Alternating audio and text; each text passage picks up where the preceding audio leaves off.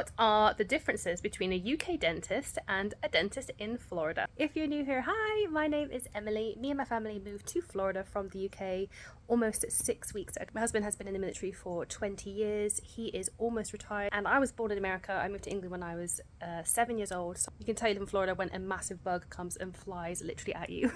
The first thing to note about the price differences is that here in Florida, we pay a monthly fee for our dental cover, which is $40 a month for the family of four. Your prices may vary. They may vary across the entire country. So what my prices are may not be the same as yours. And also remember that in the UK, people pay for their NHS services, whether it's dental and doctors, they pay in their taxes. Me and my husband's taxes will be lower here in Florida than they are in the UK. But also when it comes to the dentistry, you also pay per visit in England. So the number one difference is the UK, you paid about £27.40 for a checkup. That includes some x-rays and a little look around and to figure out if you've got any issues going on. For us here in Florida, our first one was completely free, and any one after that is about $10, which is the same as the UK. It includes any x-rays that you need. Another thing on pricing is that a porcelain crown in the UK is considered private dentistry, and that was £800 on average, which is about $1,100.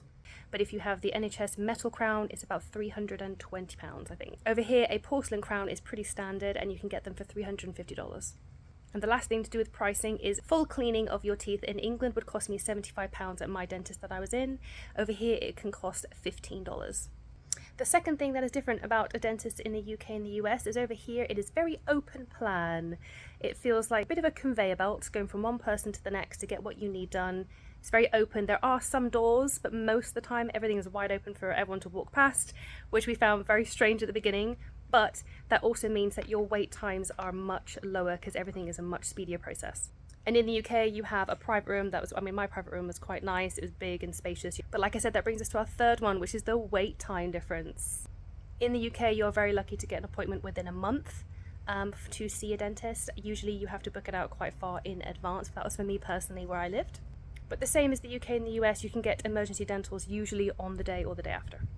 The wait time for us here in Florida was approximately 3 or 4 days for me and my husband to get a joint appointment at the same time. And in our appointment, we had a full screening done of our teeth by a dentist. We got x-rays and everything as well. We then went over to the other side of the clinic and we had a full deep cleaning of our teeth, which was much more of a job done than I have ever had in the UK.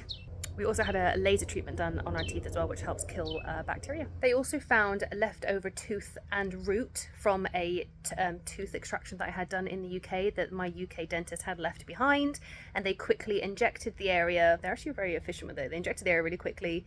They kind of pulled and yanked and got that out. I didn't feel anything, which is amazing, and they didn't charge me for it either.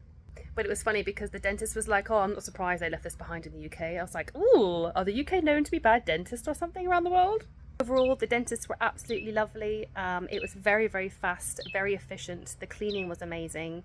The dentists were all great. But it was the same in England, so that's not a difference for me. But the wait time was probably the biggest difference.